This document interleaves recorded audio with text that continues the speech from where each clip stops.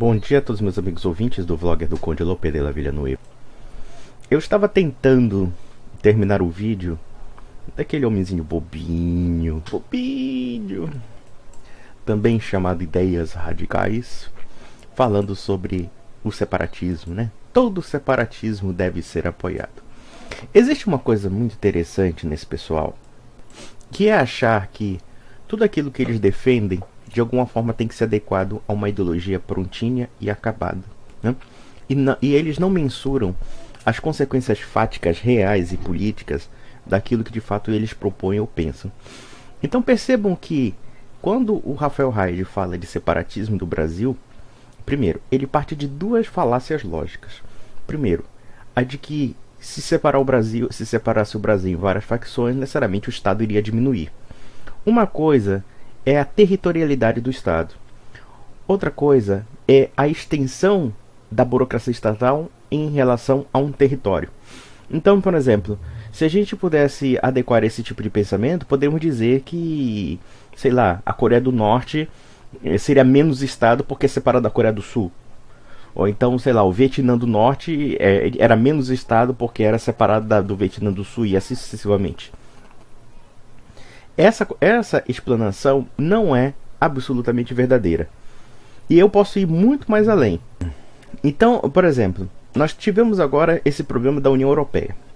Houve a separação, ou seja, a renúncia, digamos assim, o desligamento da Inglaterra com relação à União Europeia.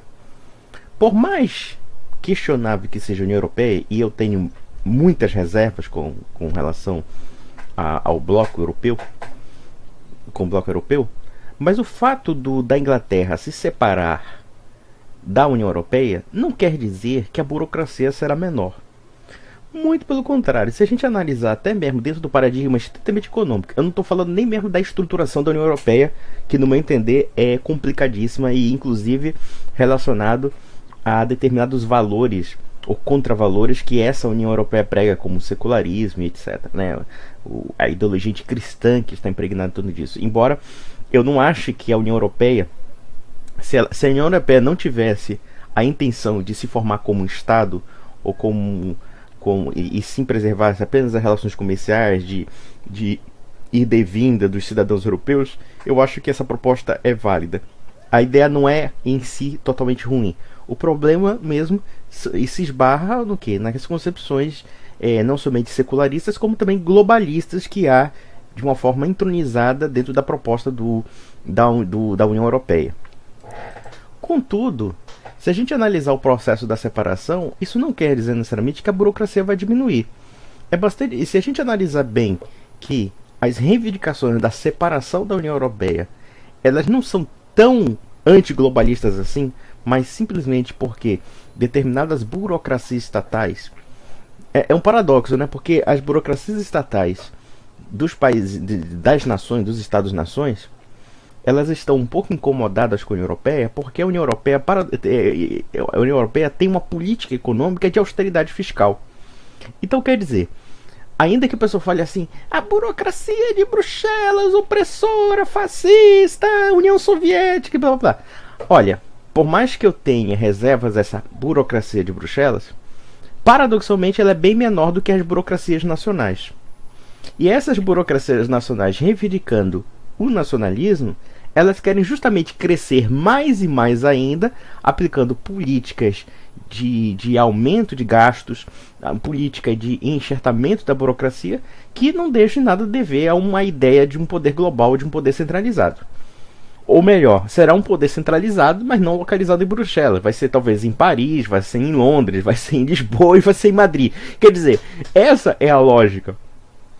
Essa é a lógica das reivindicações nacionalistas contra a União Europeia. As reivindicações nacionalistas, nós temos que entender que essa dialética entre o nacionalismo e o internacionalismo, ela é um pouco problemática, porque na verdade o que está se discutindo é apenas a extensão territorial de um tipo de poder, não necessariamente uma defesa de uma tradição, a defesa de autonomias locais.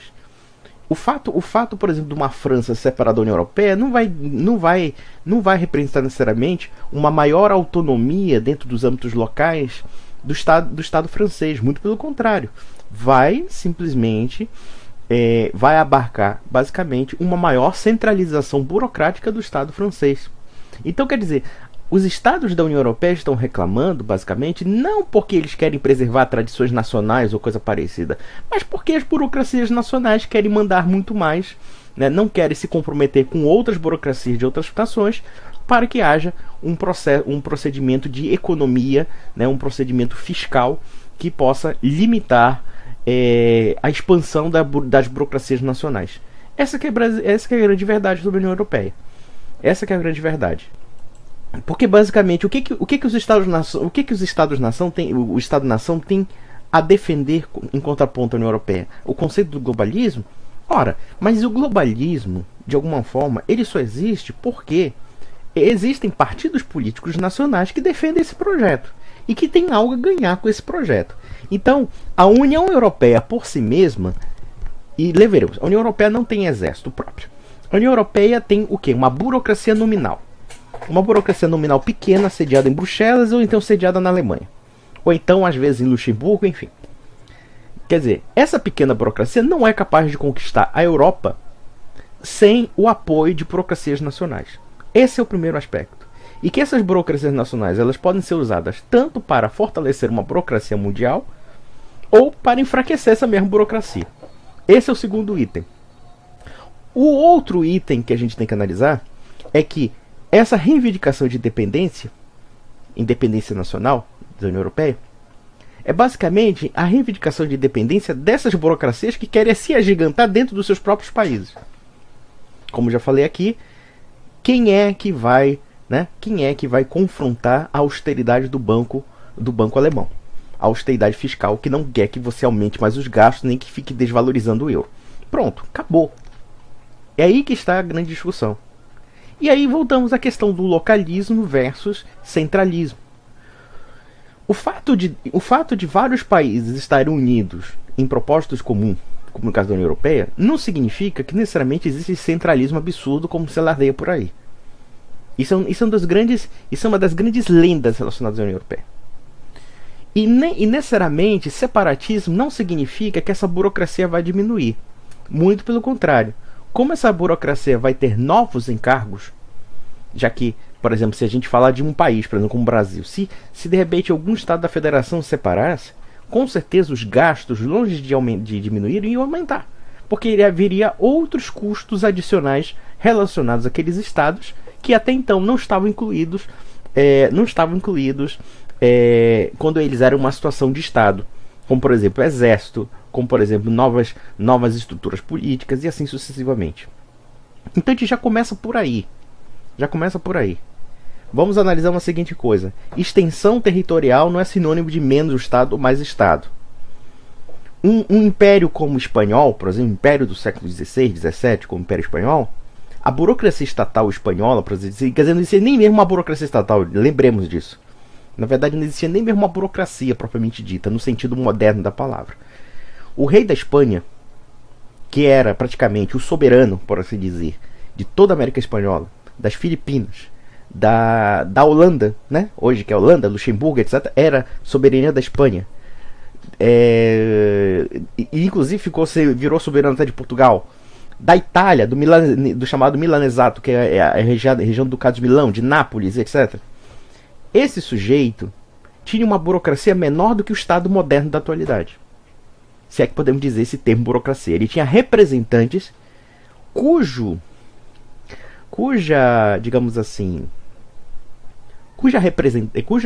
esses representantes, eles de fato tinham um poder de governo, mas esse poder de governo era muito limitado. Ou seja, você tinha grandes instituições em terra, mas um poder central relativamente fraco se comparado, por exemplo, a um Estado nacional moderno. Porque muitas vezes esses impérios eles tinham o quê? Eles contavam com a colaboração desses povos locais, já que não existia esse conceito de nacionalismo, mas sim o conceito da fidelidade, da lealdade ao rei. Então, basicamente, essa unidade política, de alguma forma, ela era consolidada por um sistema de lealdades mútuas entre famílias. Então não havia esse conceito de burocracia. Então, quer dizer, extensão territorial e burocracia são duas coisas diferentes. Esse é o primeiro ponto. Esse é um ponto básico. E Estado Nacional, pela sua natureza burocrática por excelência, que é o Estado moderno, nada impedirá que, se o Sul fosse separado do Brasil, tivesse também um agigantamento da burocracia, ao contrário do que o senhor Rafael Haid está dizendo. E vamos mais além em torno disso. Vamos mais além em torno disso. Ele parte do pressuposto.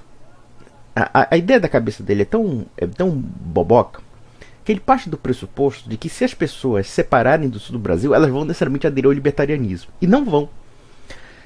Tem um grupo, inclusive, do Sul Meu País, que tem envolvido com libertários, que usam esse argumento libertário para meia dúzia de moleques punheteiros, acreditando piamente que o fato de houver uma desagregação do país, as pessoas vão aderir ao libertarianismo. Isso é a coisa mais absurda que existe.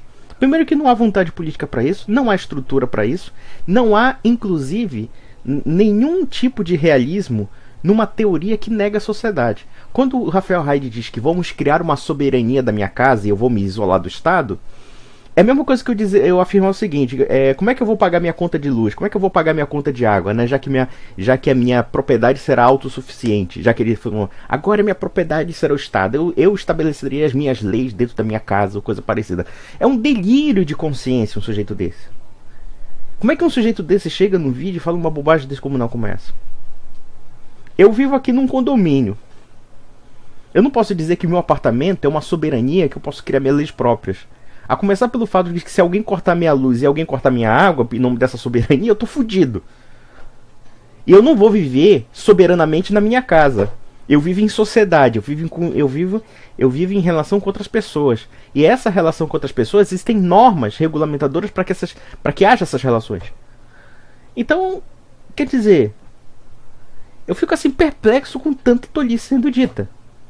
Tanta tolice, e tolice falada de forma séria. Isso que é o mais assustador. Por que o senhor Rafael Haid não volta a fazer mágica? É melhor. Eu acho que ele entende mais de mágica do que de política. Ou vocês acham mesmo que o pessoal do Sul Meu País, tendo a boquinha de pegar 3 estados para fazer um país, eles não vão se tornar donos desse país? Vocês acreditam nisso? Vocês acreditam que eles vão criar uma sociedade comercial linda e maravilhosa? Vamos criar uma República de Veneza agora. Uma República de Veneza. Só falta guerrear contra os turcos. Ai, Jesus. Como é que alguém pode levar a sério com esse povo? Riso diabólico. Não, isso não é corno de chifre, não. Isso é... Bom, deixa pra lá. Mas enfim. O que acontece? Quer dizer, é um nonsense tremendo. Vou repetir mais uma vez. Separatismo não é sinônimo de diminuição da burocracia. Posso pegar o caso da própria União Europeia. Não quer dizer que a burocracia inglesa vai diminuir por conta disso. Pode ser justamente o contrário. Eles reivindicavam isso porque, como eles não queriam a influência do Banco Central Alemão, claro, agora eu vou gastar à vontade, vou torrar a Libra à vontade e desvalorizar a Libra. É uma possibilidade. E isso é um fato. Enquanto essa pessoa fica nesse esquema globalismo, nacionalismo, quando na verdade o próprio nacionalismo ele é contraditório nesse sentido, porque ele também, pelo fato de ele fortalecer uma burocracia, ele pode também ser igualmente globalista. Do resto, eu acho que o Rafael Haid precisa estudar mais, ou então volte para a mágica, meu filho, porque você realmente está pisando na bola.